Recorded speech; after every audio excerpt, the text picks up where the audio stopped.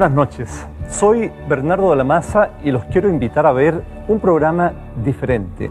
Más bien una aventura donde la noticia somos nosotros mismos, los chilenos del siglo XX. Esta serie es la historia de nuestro siglo, pero sobre todo es la historia de nuestros recuerdos y sueños más íntimos y también de los hechos y personajes que marcaron al país. Queremos recorrer con usted ese gran diario de vida que es nuestro pasado. Un diario que hemos escrito juntos y casi sin darnos cuenta a lo largo de 100 años. Acompáñenos y bienvenidos al siglo XX.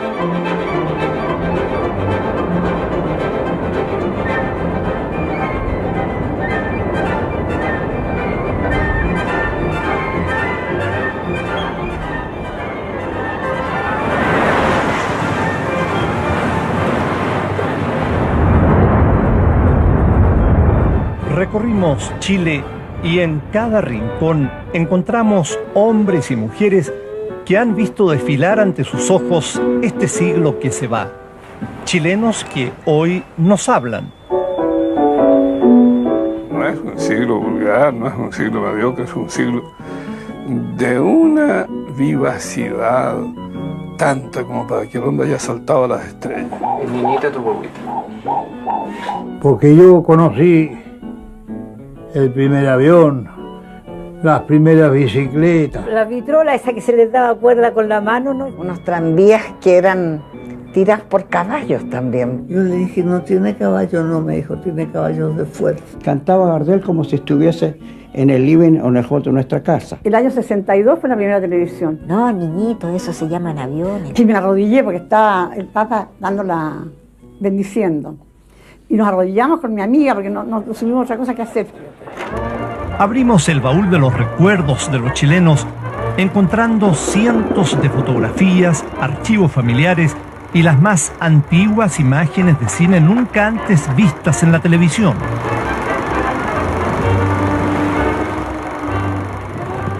Somos hijos de este siglo y nos asombramos por los vertiginosos cambios que nos ha tocado vivir. Todos somos los protagonistas de esta historia. Yo nací en Santiago el 12 de agosto del 900. En un lugarcito que le decían Buil, que pertenece a la provincia de Yanquihue. Pero para adentro. En otro lado aquellos cerros. En nuestro siglo se unen quienes vieron con sus ojos el lejano año nuevo del 1900 y también aquellos que acaban de nacer y vivirán en el próximo milenio. Yo no soy retrógrado. Mi idea es que el mundo siga avanzando, ¿no? Siga avanzando. Muy cambiado los tiempos de antes. Era otro país, era otra ciudad. A mí me gusta la vida de ahora. Ahora no se vive como antes. Se vive mejor. Aunque muchos digan que no. Se comerá menos, pero se vive mejor. Se vive mejor.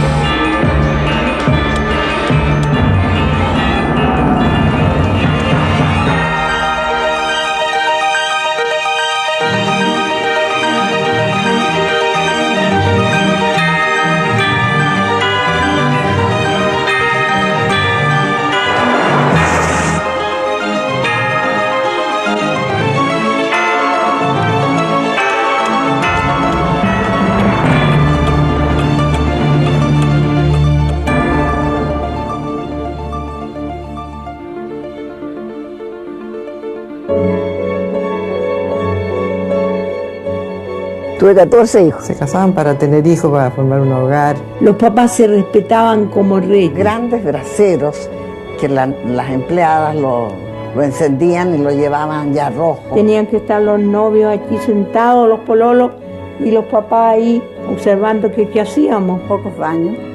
Era un lujo el baño. En esos años estaban los baños siempre al último. Y ahí teníamos en esa casa, mi padre nos hizo una tina grande como piscina. La famosa cazuela carbonada o albóndiga.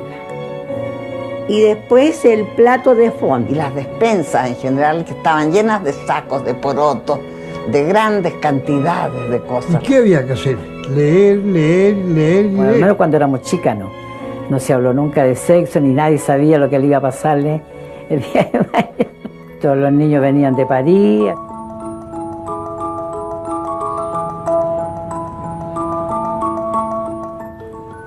Rayen tiene un mes de vida, cumplirá un año en el 2000 y será una mujer del siglo XXI.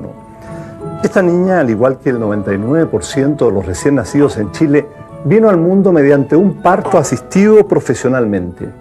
Rayen es una niña sana, como la mayoría de los chilenos que nacen ahora en las postrimerías del siglo. Hace 100 años su situación podría haber sido muy distinta. En los primeros años del siglo, una guagua de cada 3 fallecía antes de cumplir un año. La expectativa promedio era llegar a los 30 años, algo impensable hoy en día, cuando la esperanza de vida de los chilenos alcanza a los 75 años.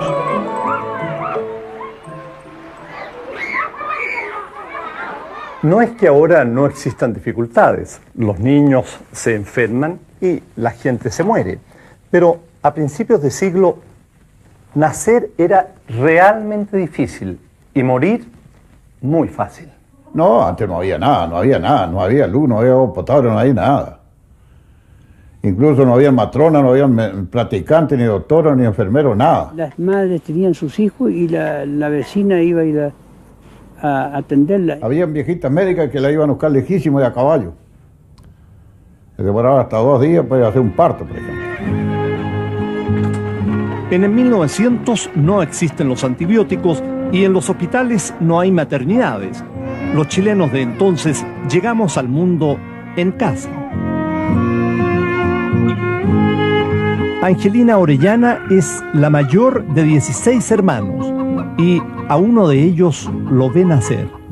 Ya todavía no estaba muy grande, yo me acuerdo.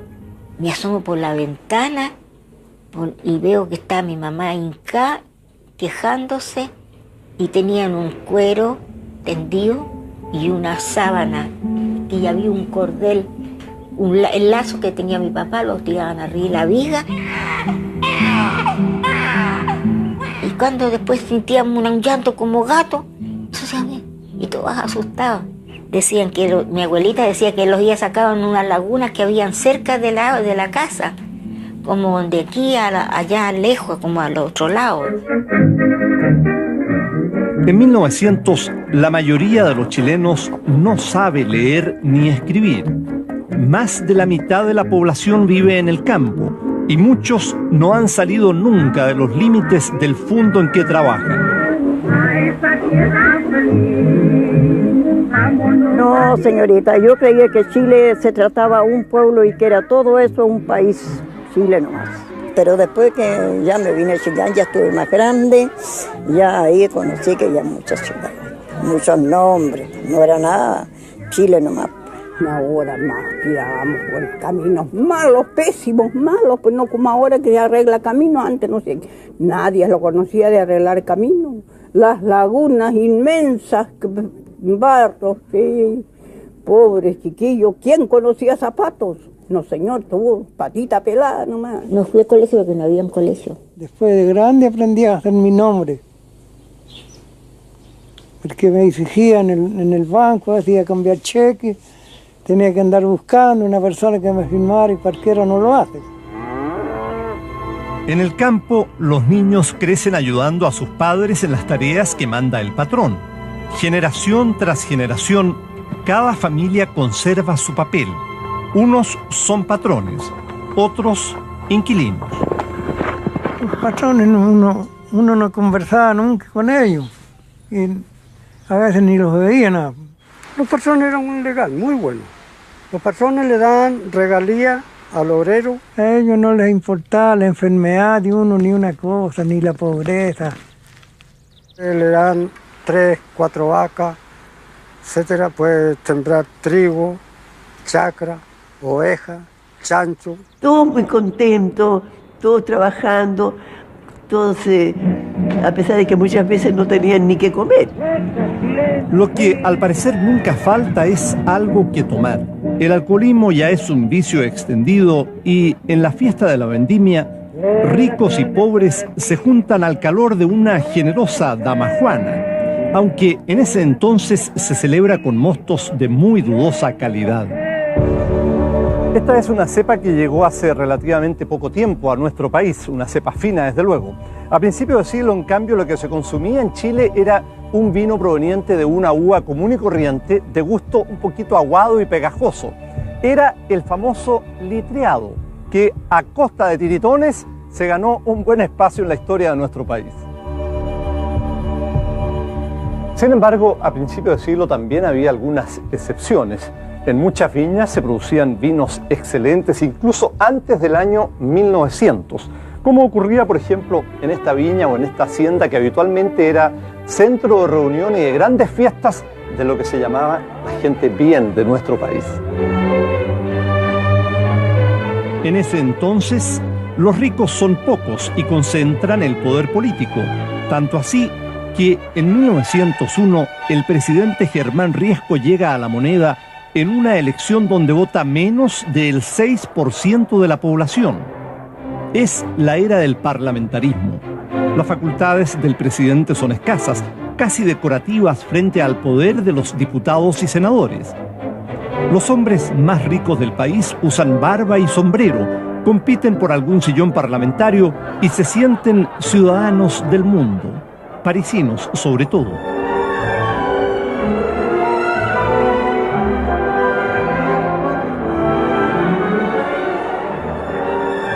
Mi papá trabajó en Iquique, tenía salitrera, tenía muchos negocios, hizo fortuna, se casó con mi madre, se fueron a Europa y ahí se quedaron. Nosotros fuimos trasplantadas. Las familias adineradas viajan a Europa, donde a veces se quedan años. Muchos niños crecen y se educan al otro lado del Atlántico. Y como teníamos una institutriz francesa, la Magdalena, la institutriz, estaba reemplazando a nuestros padres. Ella se encargaba de nosotros, de mis hermanos, de la casa, de todo.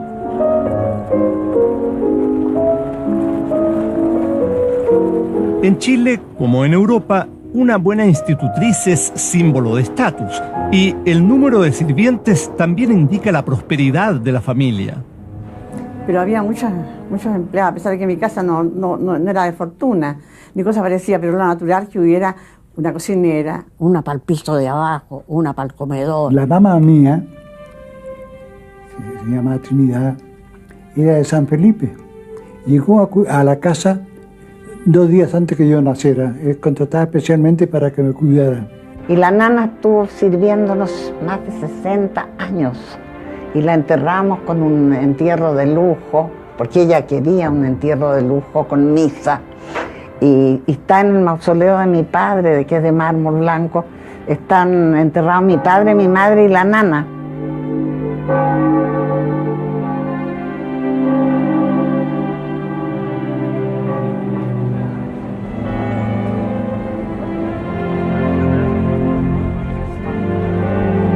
Todas las noches se rezaba el rosario en familia, hasta la empleada.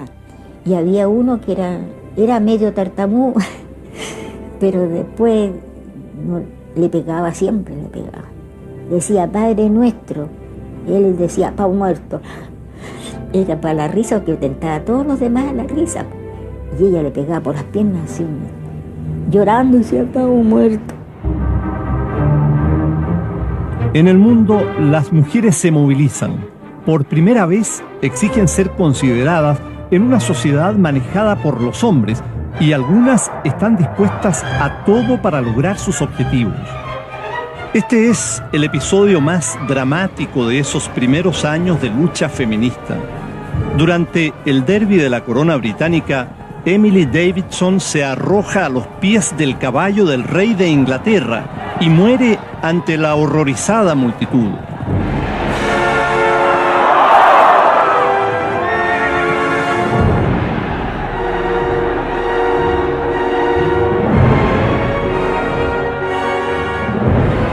Su protesta da la vuelta al mundo y llega a Chile, pero aquí nada cambia. No pude estudiar, porque cuando yo dije que quería venir para acá a estudiar, que acaso estaba loca, no se usaba. Y yo le pedí que me dejara estudiar medicina, me dijo, no, eso para una mujer no. Búsquese una carrera que esté relacionada con educación para el hogar, pero nada más. Pero toda regla tiene su excepción. En Chile, las jóvenes Eloísa Díaz y Ernestina Pérez logran ingresar a la carrera de medicina. En 1887, soportando crueles burlas y fuerte discriminación, se convierten en las primeras médicos cirujanos de Latinoamérica.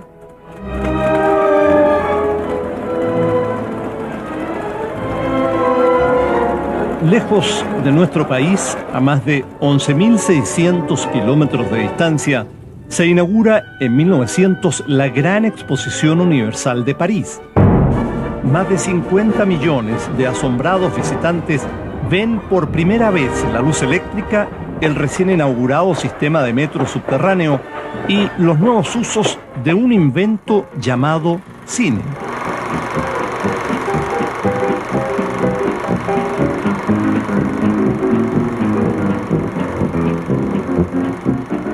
En Chile también soñamos con París y las maravillas del progreso. En septiembre de 1900 circula el primer tranvía eléctrico.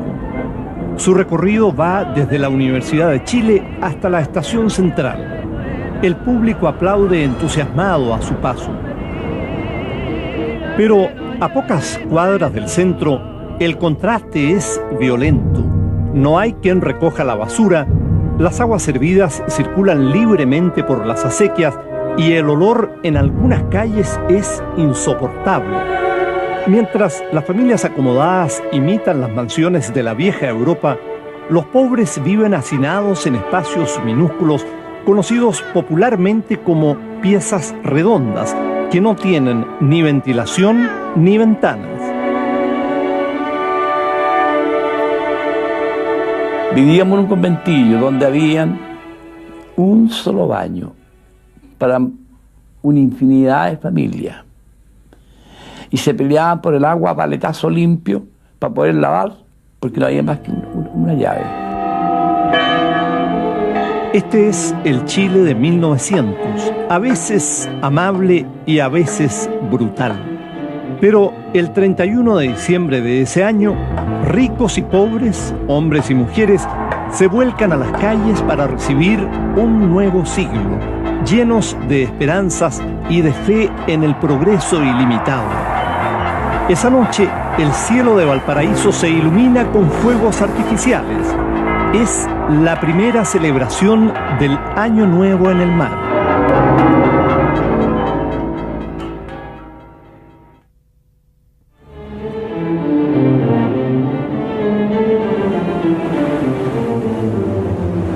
Por estas turbulentas aguas navegan los barcos que a principios de siglo se dirigen al puerto más importante del Pacífico Sur, Valparaíso.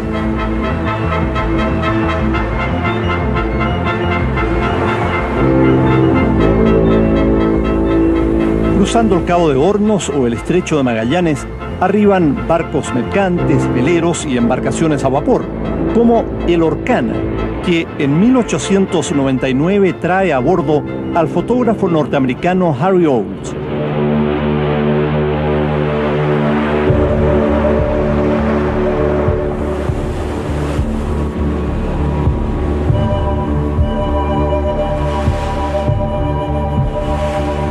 ¿Cómo era el Valparaíso que Paul encontró a su llegada? Eso hasta hace muy poco era absolutamente imposible de saber. Sus imágenes quedaron guardadas en algún baúl de los recuerdos o perdidas en el tiempo, hasta que, sorpresivamente, en 1996, un coleccionista las encontró en Buenos Aires. Se trata de un tesoro fantástico de 40 negativos que nos muestran cómo era esta ciudad, hasta que fue destruida en el terremoto de 1906. El Valparaíso que conoce Olds tiene 200.000 habitantes y es el centro financiero de Chile. Los principales bancos tienen sus casas matrices en esta ciudad.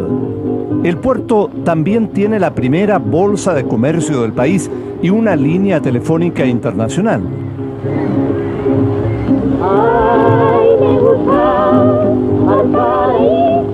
Aquí se practican también los primeros deportes introducidos por los extranjeros residentes. El primer equipo formal del fútbol chileno se llama el Valparaíso. Después nace el Wanderers. En este pujante Valparaíso vive la persona más rica de Chile, Juana Ros de Edwards. Es considerada una excéntrica, ya que ha hecho un voto de pobreza y dedica su tiempo y fortuna a crear hospitales y asilos.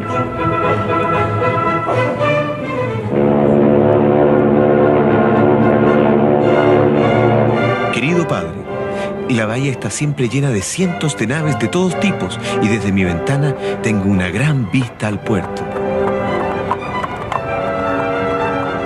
Las principales casas comerciales aquí están en manos de ingleses y alemanes. Los ingleses son los más engreídos que jamás he conocido, muy importantes, y se imaginan que controlan el universo. Sí, pues venían todos los buques ingleses, venían y todo, y hacían de las suyas aquí. Ahí en la Plaza Aníbal Pinto hay una pileta que pasaba llena de agua. Y se curaban, se tiraban con ropa y todo adentro. El escándalo y el alcohol van de la mano en el próspero Valparaíso. A comienzos de siglo hay cerca de 1.500 bares, uno por cada 35 varones porteños. El mismo Harry Olds le contaría a su madre en una carta. En cuanto a la gente que encuentras aquí, las más bajas son los indios. Usan grandes sombreros y un poncho y parecen malas personas, pero sin duda son inofensivos cuando están sobrios. Hay muchos lugares donde en una calle entera encuentras solo cantinas y bares. En uno de sus viajes a Santiago, el fotógrafo visita el cementerio. Su impresión no es de las mejores. Querida madre, debe haber por lo menos 50.000 niños enterrados aquí. La tasa de mortalidad es mayor aquí entre los niños que en cualquier parte del mundo, y todo se debe a la forma sucia en que viven. Olds no exagera.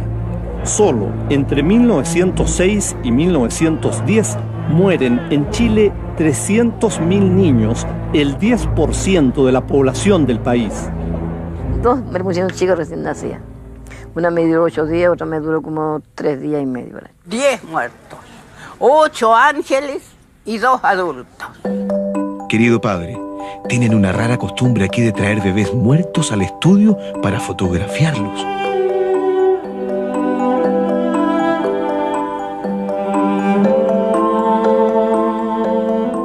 El velorio, según si era chiquitito, los sentados le ponían algo blanquito, una alba que llaman, y con velita, y sentadito, con unas alas blancas, y la mesa por los lados estaba alrededor de vasos que toda la noche habrían tomado vino los papás, los parientes. Querido padre, tuvimos otro fuerte temblor la otra noche. Me despertó. Pensé que era alguien que me estaba moviendo mi cama, pero no duró más que unos segundos. Claro que nunca se sabe cuán severo va a ser. Mientras tanto, 3 sangrientos asesinatos aterrorizan a Valparaíso. Las víctimas son conocidos comerciantes porteños. El victimario, un extranjero singular, Émile Dubois. Cuando el juez le toma la declaración, Dubois se define como francés, soltero, 38 años de edad, mendigo. Émile Dubois fue un asesino que mató a un pariente de mi padre.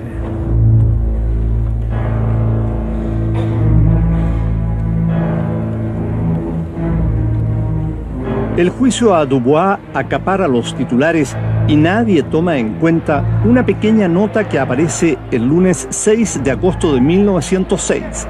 En ella, la Dirección del Territorio Marítimo anuncia fenómenos atmosféricos o sísmicos para el próximo jueves 16. Ya habíamos comido, me acuerdo.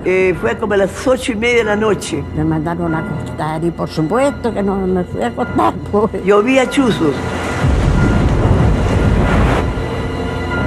Teníamos un tío que vivía con nosotros y llegó de la calle y le decía, es terremoto, es terremoto. Toda la gente corría por las calles como loca, gritaba. Mi padre nos agrupó debajo del umbral de una puerta del dormitorio de ellos y dijo que no nos moviéramos de ahí, oye.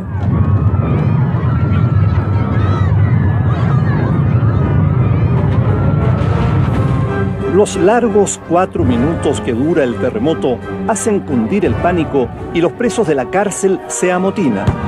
Émile Dubois, el peligroso criminal, se pone a la cabeza de los sublevados. Solo la rápida reacción de los gendarmes impide una fuga masiva. Nos quedamos ahí hasta que terminó, en el suelo, sí. Nadie podía quedarse parada. Con el primer remesón, el frente de la casa cayó sobre la vereda. Eran construcciones de ladrillo, no habríamos quedado ninguno de nosotros vivos. Si no, habría muerto, porque la pared que cayó fue la que estaba en la cama mía. El terremoto remece desde Tacna hasta Ancud, pero es Valparaíso el epicentro del horror. Esa noche, más de 20.000 personas quedan heridas y 2.332 pierden la vida.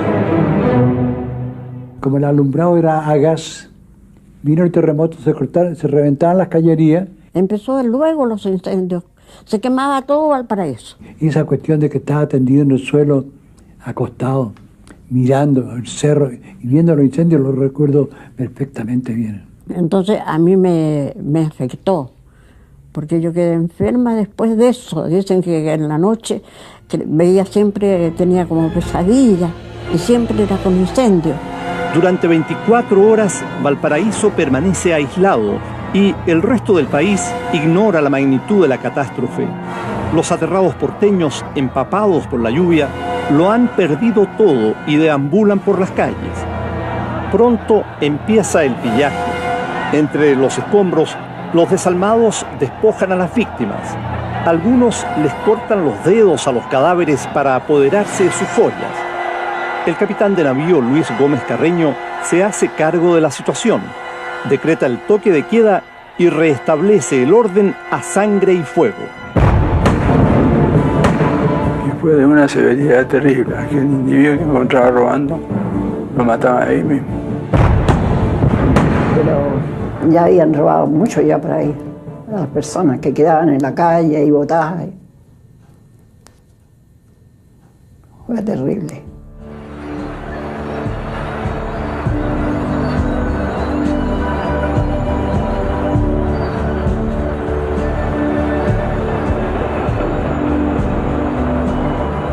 Émile Dubois es fusilado en marzo de 1907. Aunque sus restos fueron lanzados a una fosa común, hasta hoy su animita es visitada por cientos de devotos en el cementerio 3 de Playa Ancha. Harry Olds se entera del terremoto mientras está en Buenos Aires. Nunca vuelve a Chile. Hace un siglo, el norte albergó a los trabajadores del salitre.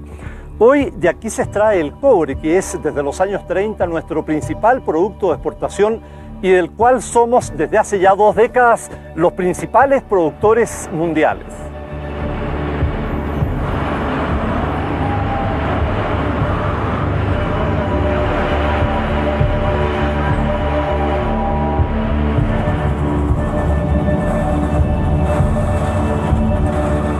En el año 1900, la mayoría de los chilenos vivía y trabajaba en los campos, a pesar de que la gran riqueza del país estaba en el norte, con el salitre.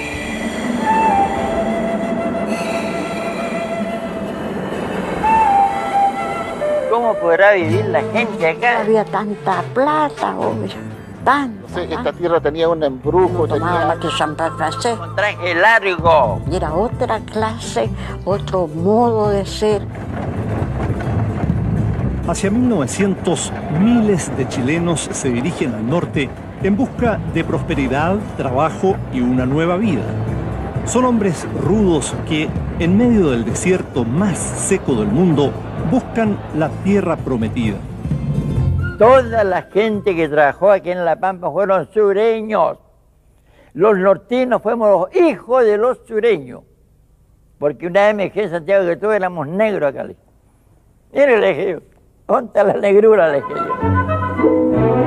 Las oficinas salitreras son verdaderas ciudades, con teatros, cantinas, pulperías, escuelas y piscinas.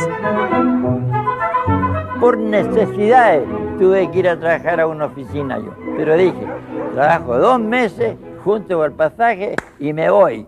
Tuve 10 años. ¿Cómo lo pasaría en 10 años? Esto le digo, así se pasaba en La Pampa. En La Pampa abundan el dinero, la entretención y sobre todo el trabajo. Mi padre después de todo, ¿no? Era muy bueno para tomar. Entonces tenía dificultades con los jefes y en aquellos años un individuo se retiraba de una salitrera e inmediatamente tenía trabajo en la otra. Mi papá veía que una calichera estaba mala, se cambiaba a otra oficina. Iquique es entonces la ciudad más próspera de Chile. Se construyen el Teatro Municipal, el Hipódromo y el Palacio Astoreca. El 80% de los ingresos del país proviene de esas 150 oficinas salitreras que, desperdigadas por el desierto, dan trabajo a más de 20.000 personas. 2/3 de las salitreras son propiedad de extranjeros, especialmente ingleses y alemanes. También el comercio florece en manos de inmigrantes. Entonces en este pueblito llegó un señor, instaló un almacencito. Llegó otro, instaló otro, y así fueron instalando negocios, chinos especialmente, chinos, españoles, yugoslavos, turcos árabes. Ah, y los chilenos, las chilenas lo que pusieron fue la casa de remolienda, ¿no? Es el negocio de los chilenos.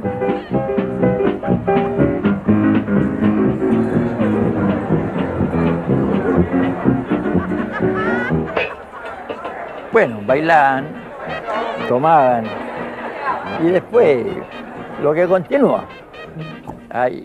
El rotito llegaba ahí con su sueldo y salía peladito, traía. Bonita fiesta. Entonces yo tenía traje de baile o traje de lavar. Nada más. El tipo tenía que ir de terno negro. Se usaba mucho el cuello duro, los puños duros. Y el roto juntaba plata, se compraba cadenas de oro, se vendían mucho las libras esterlinas y un reloj grandote que se llamaba Walton. Hasta yo tuve uno. Mucho trago. Y trago importado, rico. Si no, no tomaba más que champán francés. Pero no todo es color de rosa. María Garham era la esposa de un médico de la oficina Schloman y recuerda las barreras que separaban a unos y otros. Ese era el gerente. Tenía su casa, regia. La del mejor era la de él. Todo lo mejor era lo de él. Las casas antes eran de puras calaminas, mi hija. No había piso. Eran pisos de tierra. No tenían luz eléctrica, no tenían alcantarillado. Eran una rancha nomás. Eran corridas de casa como de 30 a 35, corridas de casa de madera. Y lo que hacía el de la primera, lo escuchaba a veces hasta el de la quinta o hasta el de la sexta. En el Chile del 900, los domingos son días laborales. No hay contratos de trabajo ni seguridad social. En La Pampa se trabaja entre 12 y 16 horas diarias y a los obreros se les paga con fichas que solo sirven para comprar en las pulperías de las mismas oficinas salitreras. Cada oficina tenía fichas de bronce, de cobre, de hueso, hasta de cartón. Yo recibí fichas de cartón. Que un día me pegó mi abuelo porque le eché las fichas al agua y se hicieron. Es duro. Esa gente al rayo del sol, ahí sacando el salitre.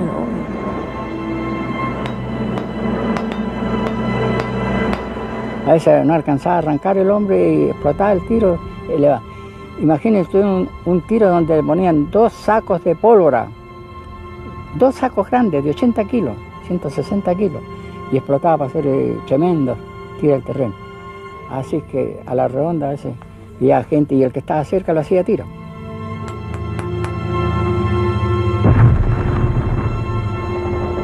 Murieron y nada más. Nadie supo más de él, ni nadie respondió por la muerte, etc. Mientras en Chile los obreros del salitre trabajan casi sin resguardo, en Estados Unidos y Europa hay vientos de cambio. Buscando mejores condiciones laborales, los trabajadores se afilian a los sindicatos y cunden las protestas. En Francia, los trabajadores del ferrocarril realizan una gigantesca huelga que obliga al gobierno a decretar la ley marcial.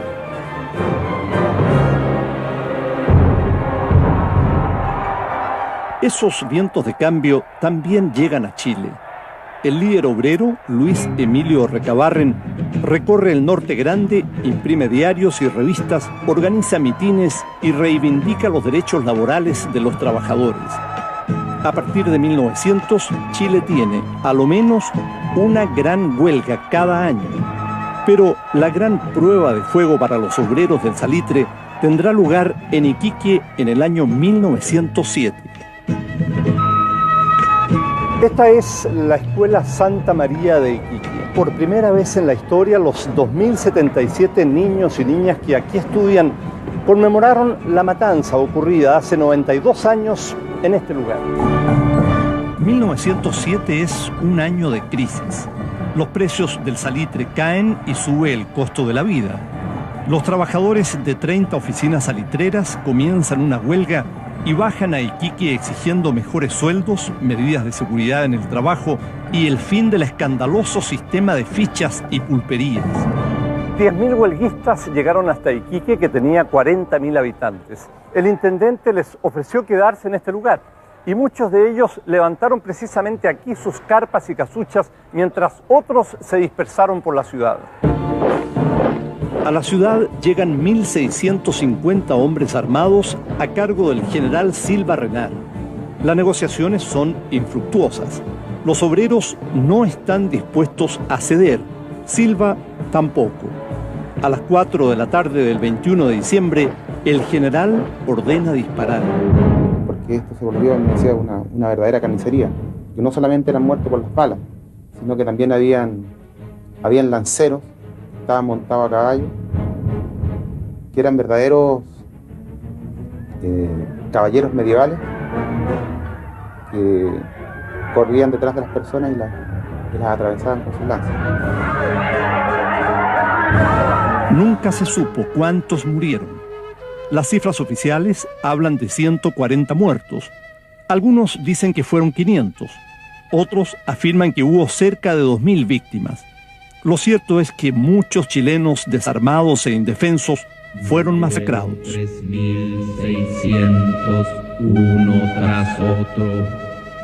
3.600 mataron. El ideal de todos los obreros iquiqueños consiste en ganar los más altos jornales con el menor esfuerzo posible. Si no hemos de tener clases privilegiadas, que tampoco lo sean las clases populares. Rafael Sotomayor, ministro del Interior, 1907. Los sobrevivientes regresan a las salitreras con las manos vacías a trabajar de sol a sol y con los mismos sueldos pagados en fichas. Los ecos de la matanza de Santa María perdurarán por mucho tiempo. En los primeros 10 años del siglo, los acontecimientos anuncian grandes cambios en el mundo. Inglaterra, el imperio donde no se pone el sol, llora la muerte de la reina Victoria. Con el impresionante funeral se va también una era de moral puritana y comienza el deterioro del poderío británico.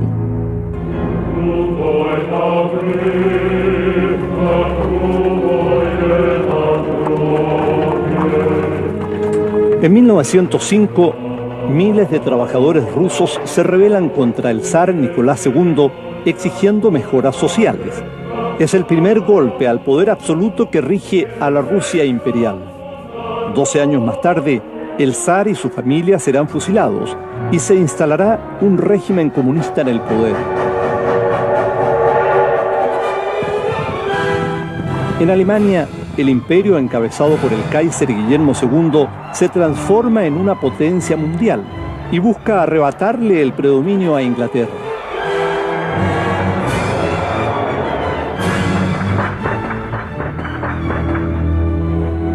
Termina la década y el mundo ve asombrado el paso del cometa Halley. En Chile, su estela luminosa se observa a simple vista y da origen a negras premoniciones. Pero cada vez venía más grande, la cola se engruesaba mucho. Y nosotros lo veíamos también, no necesitábamos anteojos ni los aparatos modernos que hay ahora. Nosotros los veíamos con nuestro ojo, pero tan nítido, tan cerca de la Tierra, que era un susto muy grande. La prensa empezó a decir que el cometa venía con malas intenciones, que sería el fin del mundo. Los malos presagios parecen cumplirse cuando muere en Alemania el presidente de Chile, Pedro Montt, quien ha viajado hasta allá buscando tratamiento para una grave enfermedad. Es el 16 de agosto de 1910. Falta solo un mes para que Chile celebre 100 años de vida independiente, la tan esperada fiesta del centenario.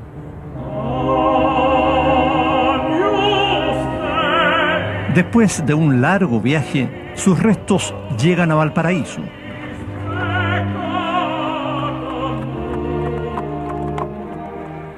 El ataúd recorre las calles del puerto y enfila en tren hacia la capital. En el trayecto, los acongojados lugareños salen al paso del cortejo.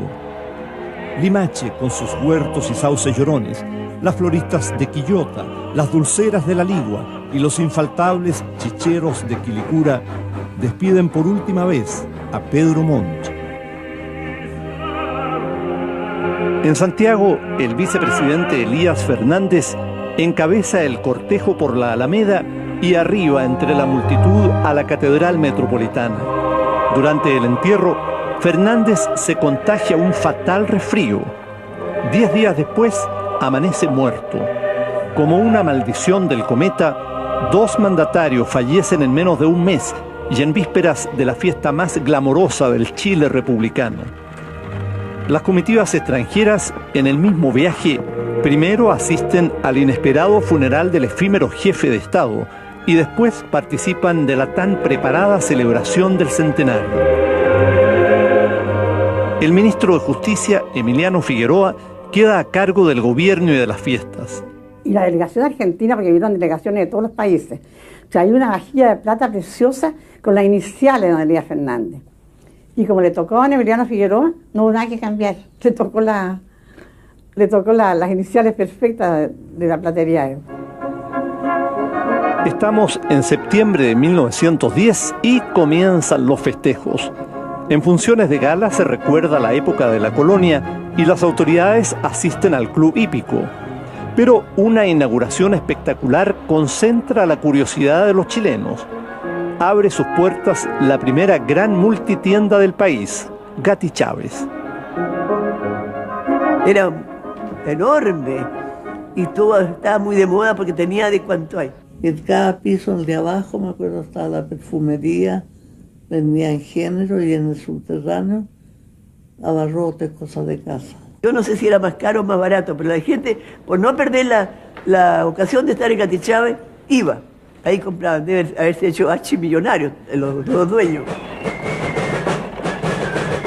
La tradicional parada militar en el Parque Cousiño ese año resulta más impecable que de costumbre. La presiden los jefes de Estado de Chile y Argentina, que aplauden entusiasmados una novedosa presentación de gimnasia.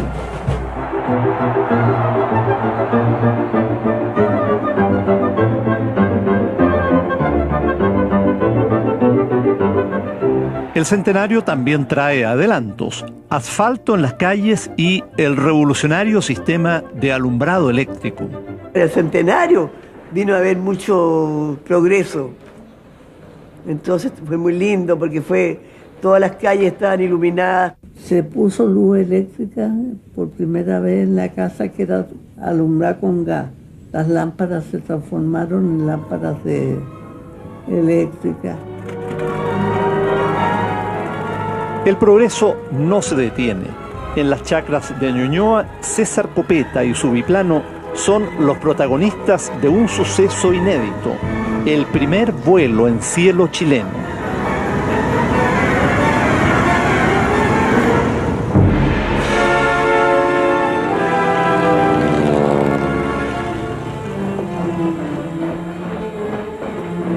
Ese año también se inaugura el ferrocarril trasandino que nos conecta con Buenos Aires y desde ahí a Europa, poniendo fin a siglos de fatigosos viajes a caballo por los empinados pasos cordilleranos. Pero era el tren más lindo que he visto. Fíjate que los ventanales llegaban hasta abajo, así que uno iba viendo la cordillera y cómo los obreros sacaban con palas la nieve para que pasara el tren. Pero era precioso ese viaje.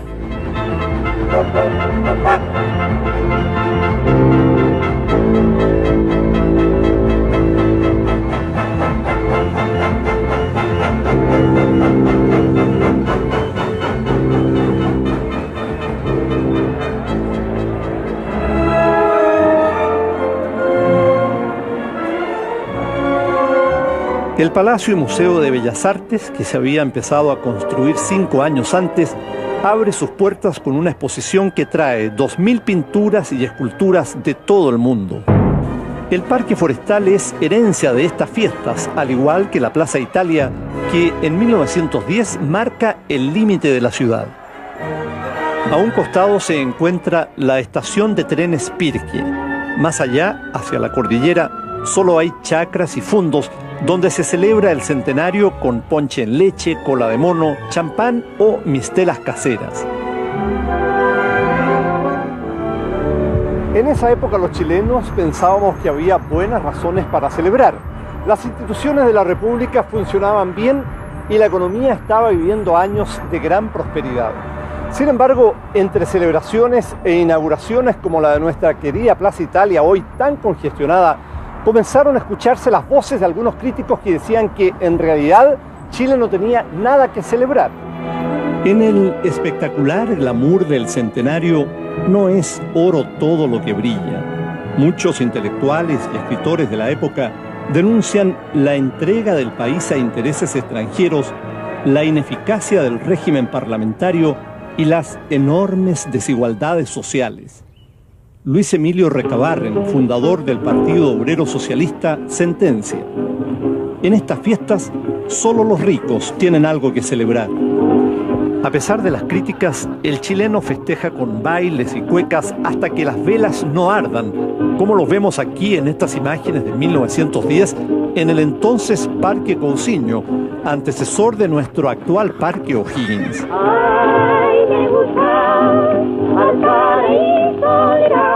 Nunca como entonces hubo tanta riqueza. Se construyen escuelas, caminos y kilómetros de vías férreas. Pero también tenemos graves problemas. Casi no hay industrias y tenemos poca capacidad empresarial. Las diferencias sociales son abismantes. Somos ricos con pies de barro.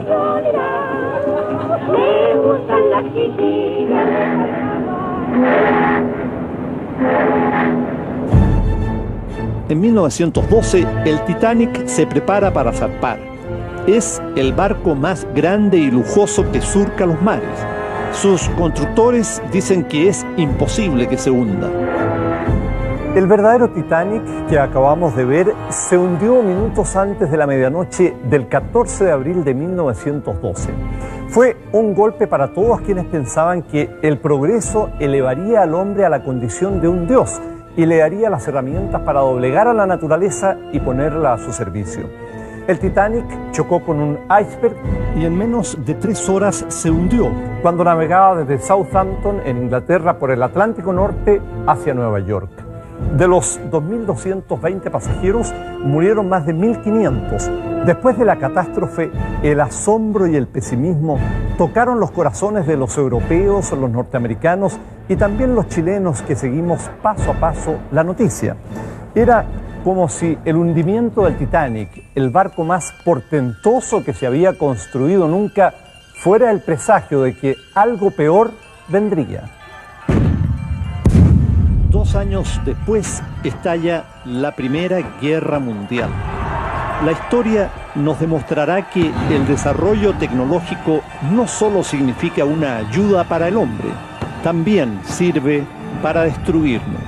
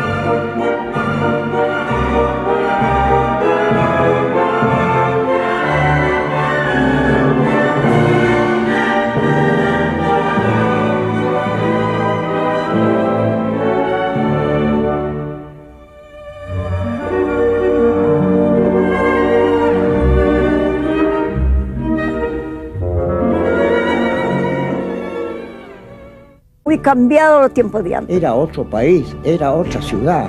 A mí me gusta la vida de ahora. Ahora no se vive como antes. Se vive mejor. Aunque muchos digan que no. Se comerá menos, pero se vive mejor. Se vive mejor.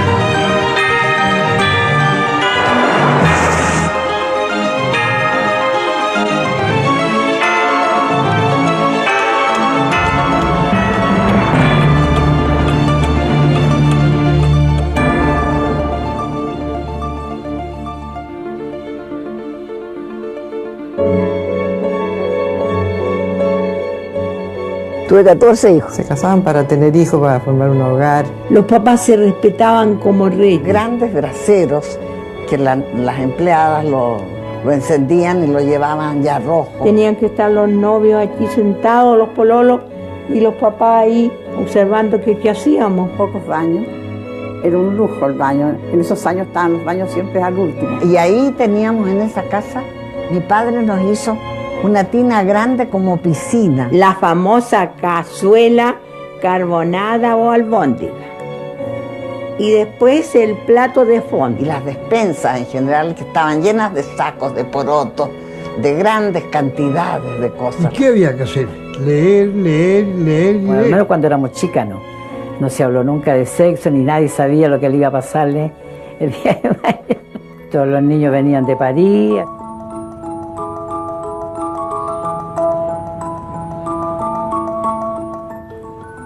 Rayen tiene un mes de vida. Cumplirá un año en el 2000. De los recuerdos de los chilenos, encontrando cientos de fotografías, archivos familiares y las más antiguas imágenes de cine nunca antes vistas en la televisión.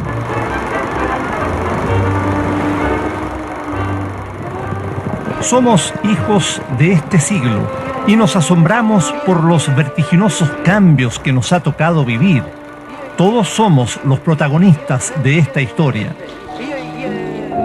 Yo nací en Santiago. El 12 de agosto del 900. En un lugarcito que le decían Buil, que pertenece a la provincia de Yanquihue. Pero para adentro. Al otro lado aquellos cerros. En nuestro siglo se unen quienes vieron con sus ojos el lejano año nuevo del 1900 y también aquellos que acaban de nacer y vivirán en el próximo milenio. Yo no soy retrógrado. Mi idea es que el mundo siga avanzando, ¿no? Siga avanzando.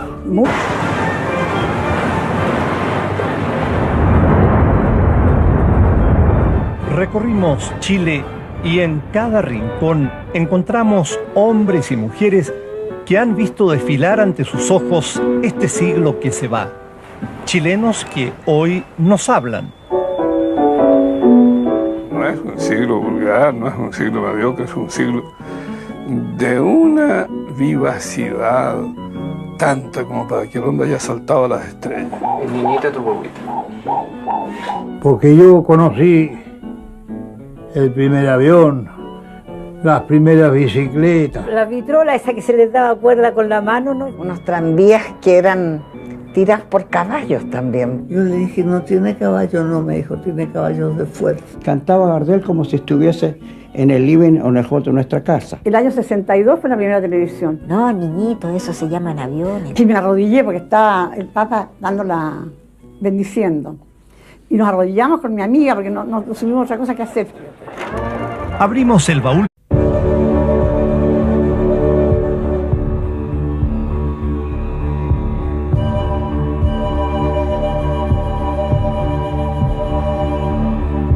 Buenas noches, soy Bernardo de la Maza y los quiero invitar a ver un programa diferente. Más bien una aventura donde la noticia somos nosotros mismos, los chilenos del siglo XX. Esta serie es la historia de nuestro siglo, pero sobre todo es la historia de nuestros recuerdos y sueños más íntimos y también de los hechos y personajes que marcaron al país. Queremos recorrer con usted ese gran diario de vida que es nuestro pasado.